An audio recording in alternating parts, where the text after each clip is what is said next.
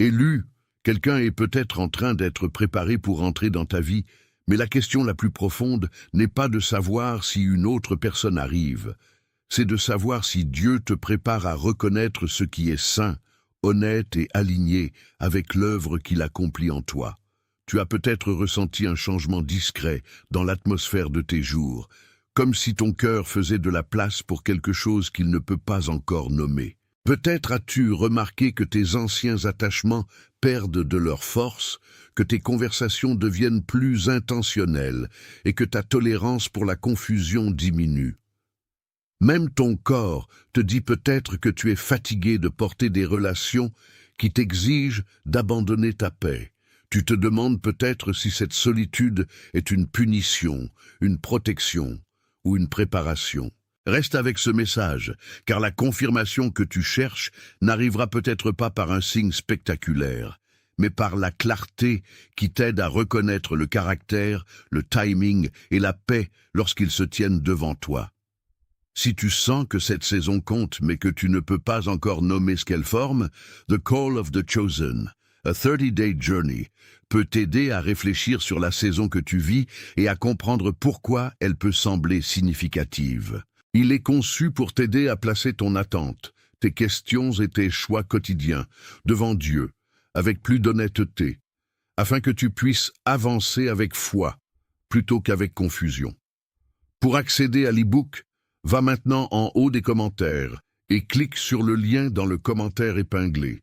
Et maintenant, retourne à l'endroit calme en toi, où l'espérance n'a pas disparu, même si la déception t'a appris à la protéger. La possibilité que quelqu'un entre dans ta vie n'est pas une invitation à poursuivre, forcer ou romantiser chaque rencontre. C'est une invitation à devenir attentif. Il y a des matins où tu te réveilles avant l'alarme et attrapes ton téléphone avant que tes pieds ne touchent le sol. Tu scannes l'écran, non pas parce que tu attends un message particulier, mais parce qu'une partie de toi attend une preuve que l'espace vide a changé.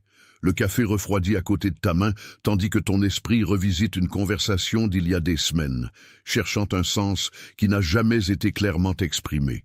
Tes épaules se soulèvent sans permission, et ton souffle devient court, alors que tu imagines si la prochaine personne apportera du réconfort ou une nouvelle leçon de départ. Tu peux sourire pendant le travail, répondre à des questions ordinaires, et accomplir tes responsabilités tout en portant une incertitude privée que personne d'autre ne peut voir.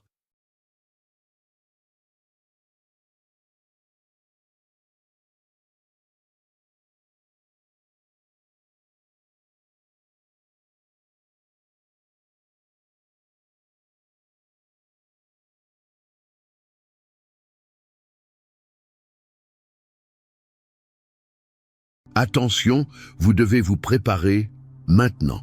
J'ai préparé un contenu exclusif pour ceux qui sentent qu'ils ont été mis à part pour quelque chose de plus grand, mais vivent entourés de bruit, de distractions et de surcharge mentale. C'est un parcours de 30 jours qui va transformer votre vie, un chemin guidé pour blinder votre esprit et vous préparer à ce qui vient, avec des pratiques quotidiennes de focus, de limites et de discipline.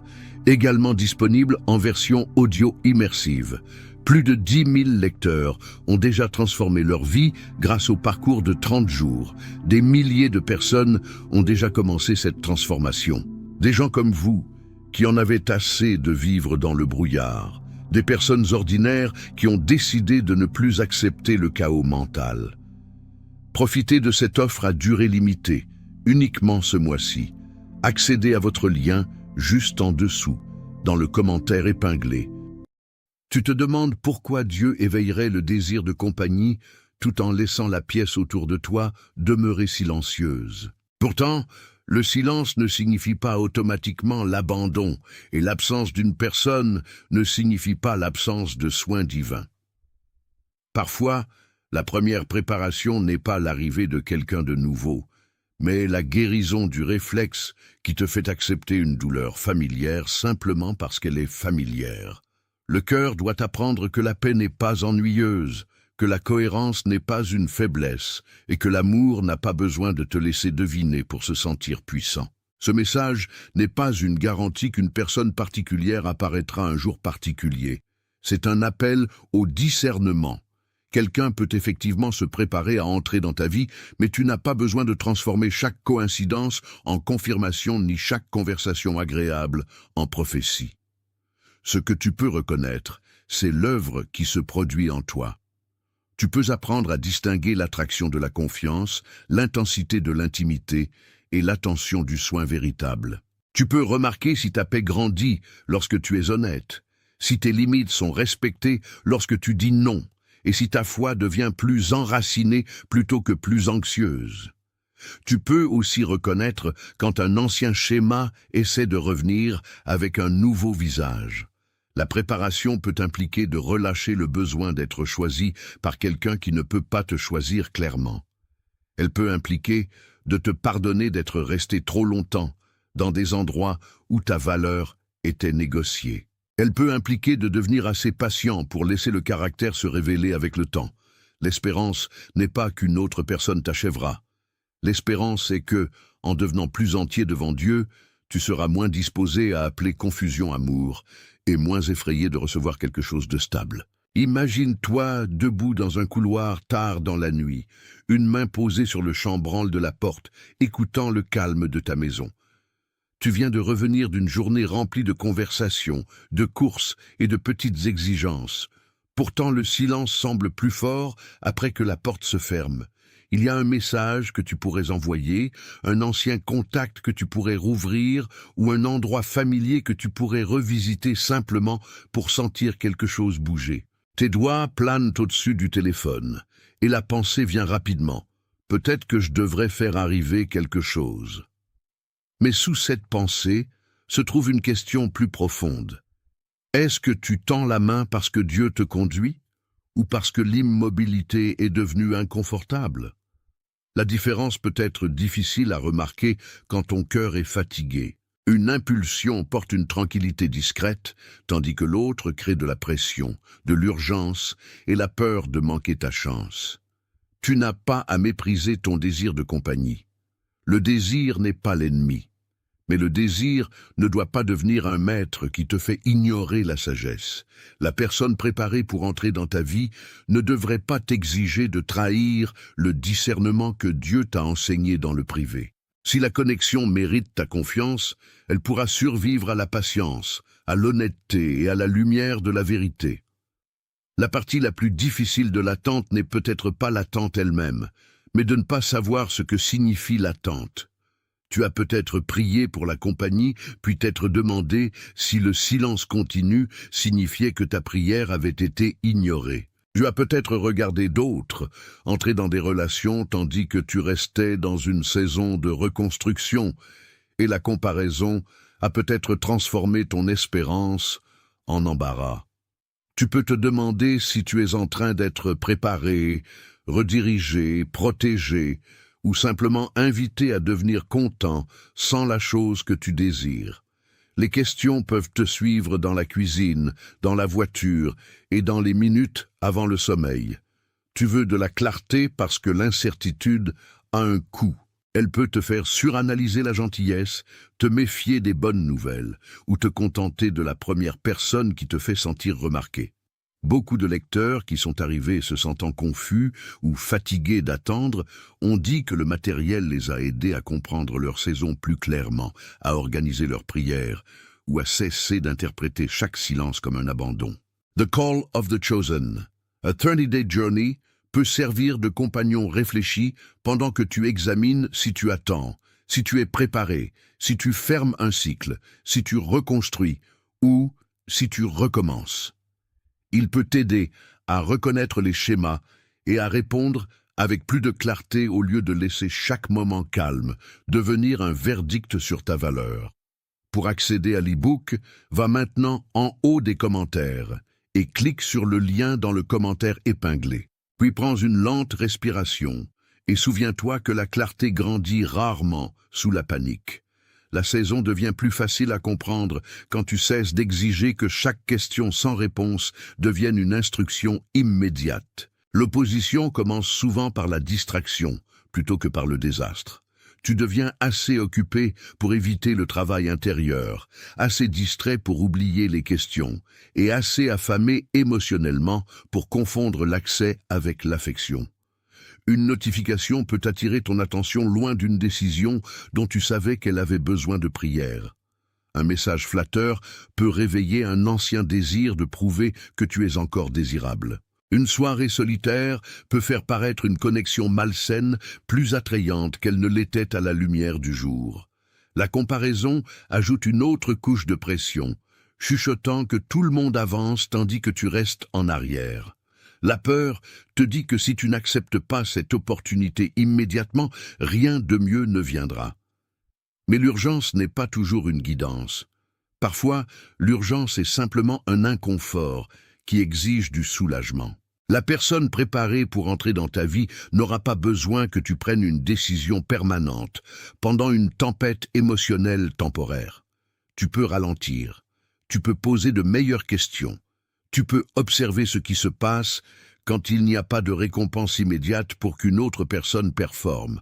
Une connexion enracinée dans l'intégrité ne te punira pas d'avoir besoin de temps.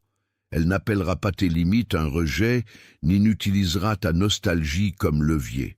La pression de se hâter peut être précisément la chose que tu es en train d'être préparé à dépasser. Considère Anna qui a porté un désir profond devant Dieu sans permettre à sa nostalgie de devenir une performance publique. Son histoire ne promet pas que chaque désir privé sera exaucé sous la forme que nous imaginons, mais elle montre la dignité d'apporter un cœur douloureux honnêtement dans la prière. Elle est entrée dans un lieu de culte avec des mots que d'autres ont mal compris, et elle en est sortie avec une posture changée avant que les circonstances extérieures n'aient changé. Cette distinction compte pour toi. La préparation de ta vie peut se produire d'abord dans la façon dont tu portes le désir. Tu peux encore vouloir de la compagnie, mais ne plus être gouverné par la peur d'être seul. Tu peux encore espérer que quelqu'un vienne, mais ne plus traiter chaque délai comme une preuve que tu es oublié. Tu peux encore ressentir de la tendresse pour l'avenir, mais avoir assez de sagesse pour refuser ce qui ne fait que ressembler à la réponse. Anna n'avait pas besoin de convaincre tout son entourage que Dieu travaillait. Son honnêteté discrète suffisait pour la prochaine étape. Dans ta vie ordinaire, cette prochaine étape pourrait être de fermer une conversation qui t'épuise répétitivement, de dire la vérité sans embellissement, ou de permettre à une connexion prometteuse de se développer lentement. L'œuvre sainte est souvent cachée à l'intérieur de choix qu'aucun public n'applaudit. Ignorer le signal ne signifie pas que Dieu te punira, mais cela peut te maintenir à tourner en rond sur le même terrain émotionnel. Lorsque tu ignores répétitivement ton malaise, tu t'enseignes à te méfier de la sagesse qui pourrait te protéger. Lorsque tu appelles l'incohérence un mystère, tu fais de la place pour que la confusion devienne normale. Lorsque tu continues de retourner vers une personne parce que la possibilité semble plus réconfortante que la vérité, tu retardes le deuil qui pourrait rendre une liberté véritable possible. Le coup peut apparaître de petites façons. Tu cesses de bien dormir, tu vérifies ton téléphone trop souvent, tu répètes des conversations qui n'arrivent jamais, tu perds de l'énergie pour le travail, la prière, l'amitié et les responsabilités directement devant toi. Tu commences à mesurer ta valeur par la réactivité de quelqu'un d'autre. Le titre ne te demande pas de devenir soupçonneux envers tout le monde. Il te demande de prêter attention à ce qu'une relation produit en toi. Est-ce qu'elle te conduit vers plus d'honnêteté, de patience, de responsabilité et de paix? Ou est-ce qu'elle te fait te cacher, te hâter, expliquer à tort et abandonner tes propres convictions? Quelqu'un qui se prépare à entrer dans ta vie ne signifie pas que tu dois suspendre la sagesse. En fait, la préparation peut t'enseigner que l'amour doit être reçu avec des mains ouvertes et examiné avec des yeux clairs. Élu, quelqu'un se prépare peut-être à entrer dans ta vie, et la confirmation peut commencer par un refus plus profond de t'abandonner toi-même. Si cette phrase atteint un endroit que tu as eu du mal à décrire, laisse le code simple 888 représenter la reconnaissance d'un seuil, non pas une promesse que chaque détail a déjà été décidé. Tape 888 dans les commentaires, puis retourne au message. Tu n'utilises pas des mots pour contrôler le ciel, et tu ne prouves pas ta valeur par une déclaration publique. Tu marques le moment où tu choisis de remarquer ce que Dieu t'enseigne peut-être sur l'amour, la sagesse, la patience et l'identité. La porte devant toi peut être relationnelle, mais le premier seuil est intérieur.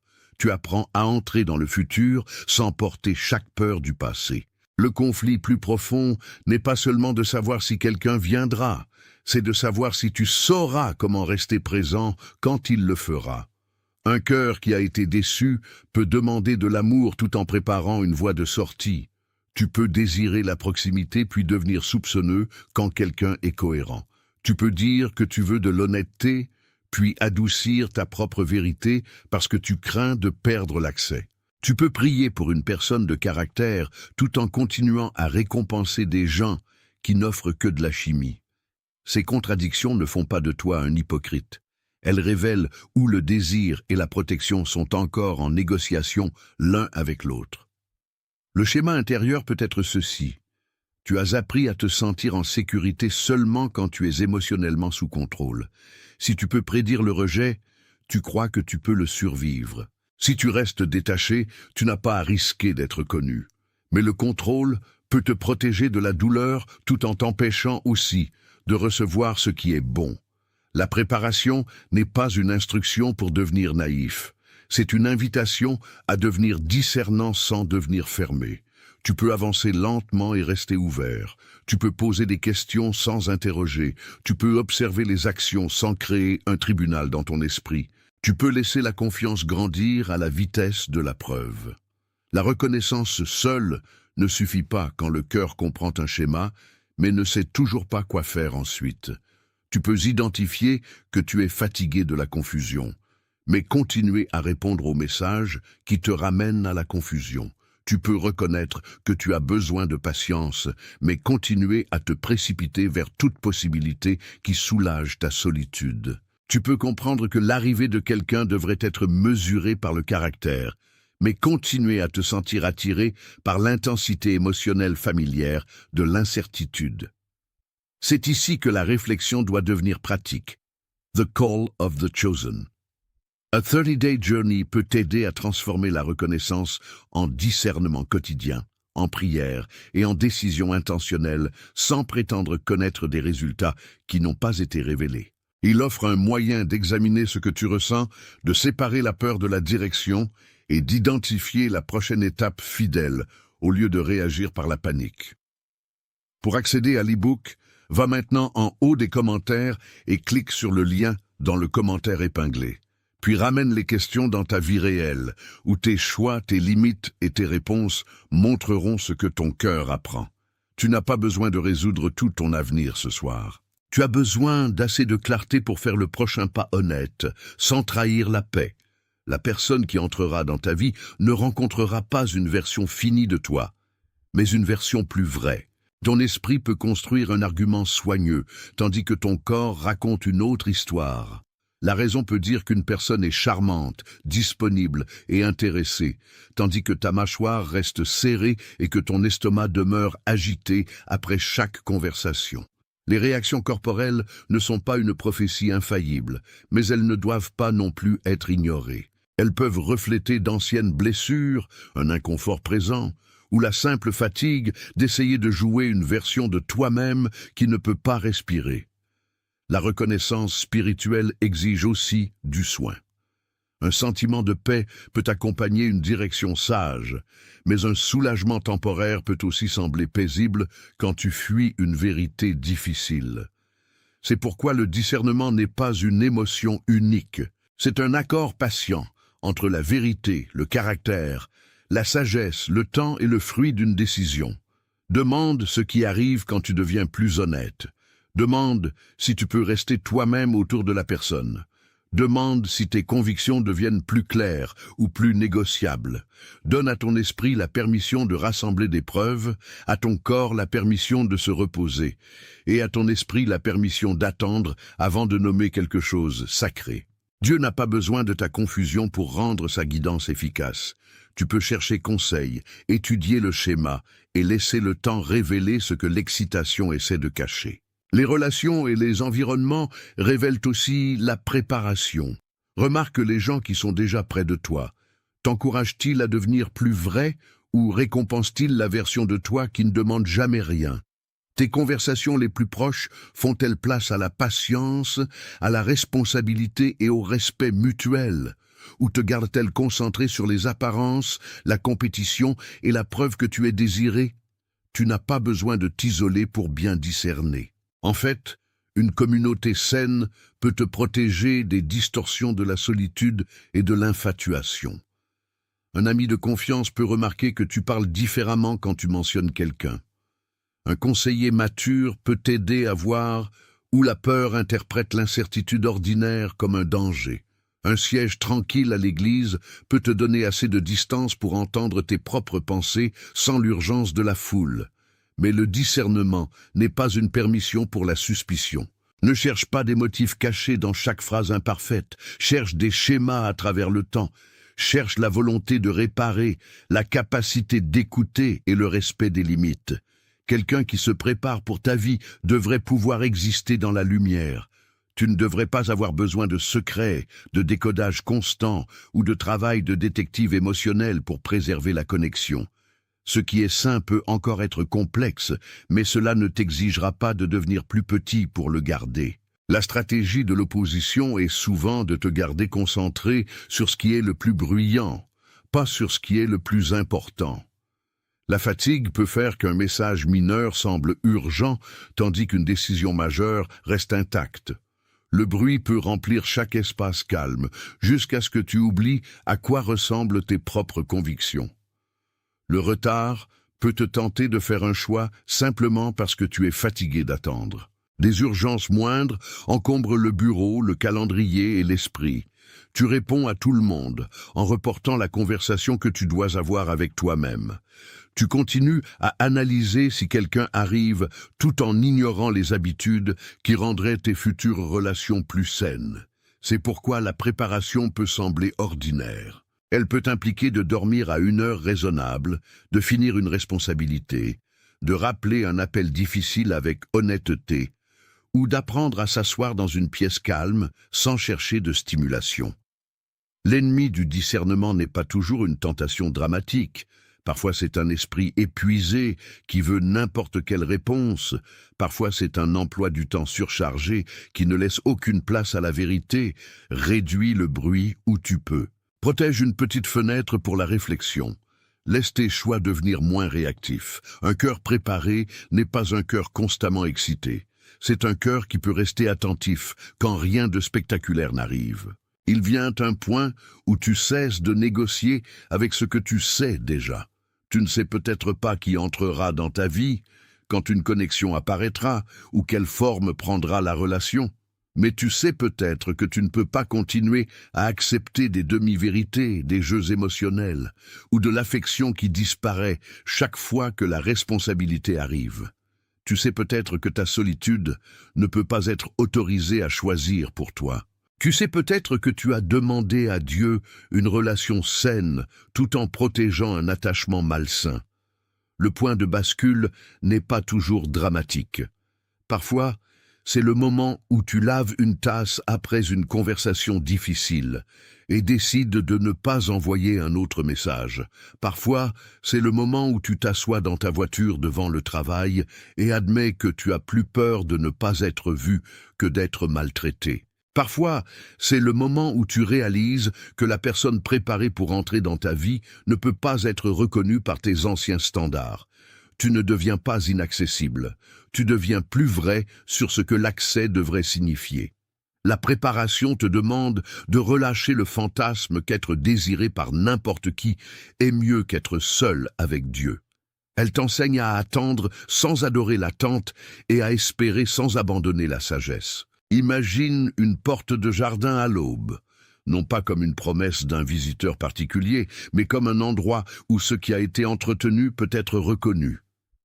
La porte a résisté aux intempéries, à la négligence et à de longues saisons où personne ne semblait s'en approcher. La rouille s'est accumulée autour des charnières et des vignes ont recouvert des portions du chemin. De loin, l'entrée semblait oubliée. Pourtant, sous le sol, les racines continuaient à tenir leur terrain, et dans le jardin, de petites formes de vie étaient renforcées au-delà de la portée des yeux impatients. C'est l'image unique à porter maintenant. On ne te dit pas qu'un étranger est garanti de franchir la porte un jour donné. Tu es invité à considérer ce qui s'est formé derrière le silence visible.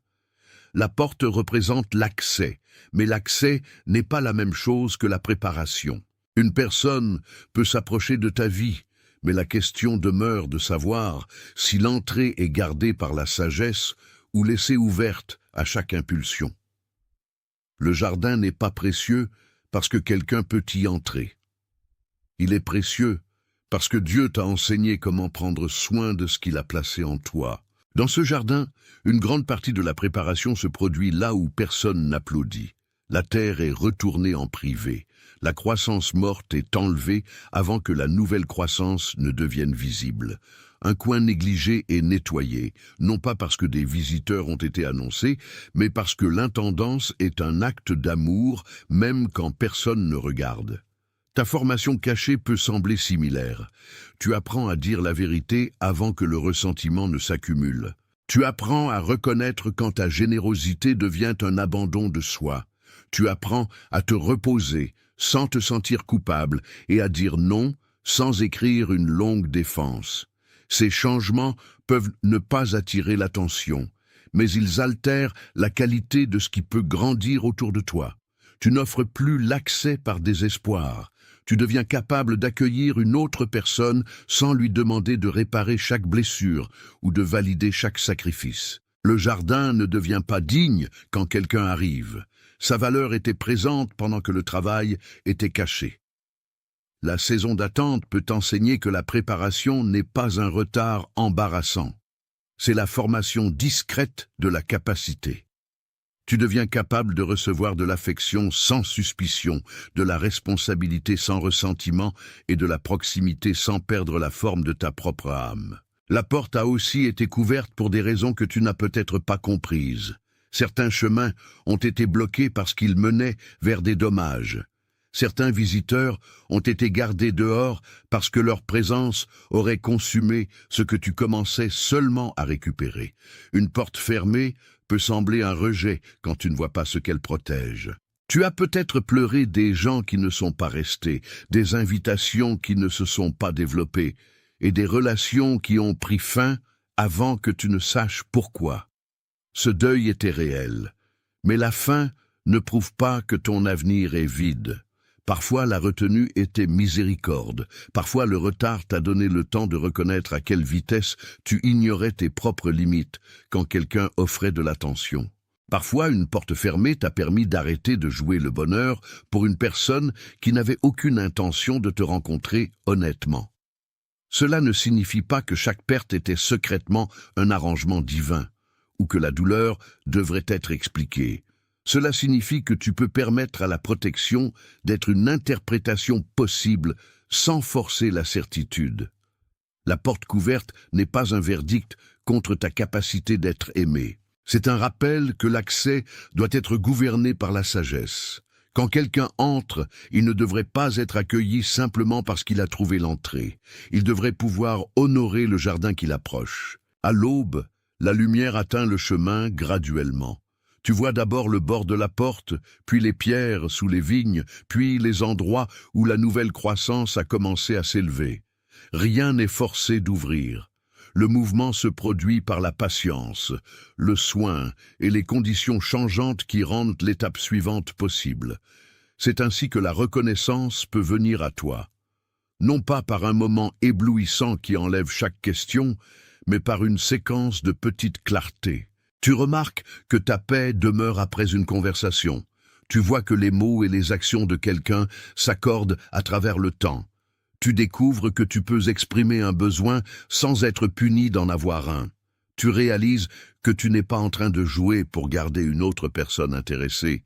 Le chemin devient visible parce que tu n'essaies plus de le marcher dans l'obscurité. Peut-être que la personne préparée pour entrer dans ta vie sera reconnue par le fruit de sa présence plutôt que par l'excitation de son arrivée.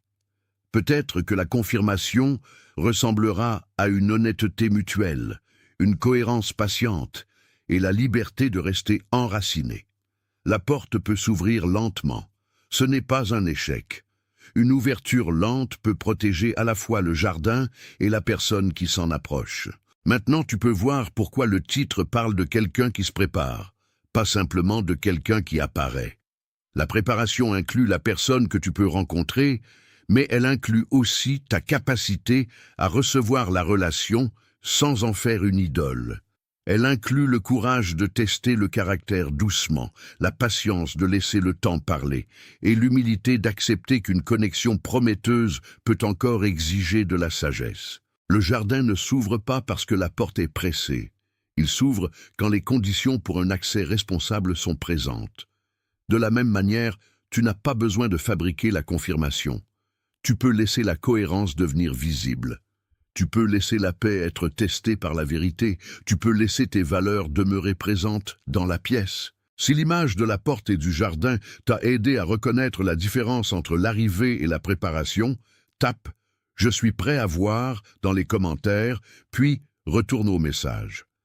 Ces mots ne sont pas un commandement pour forcer un résultat. Ils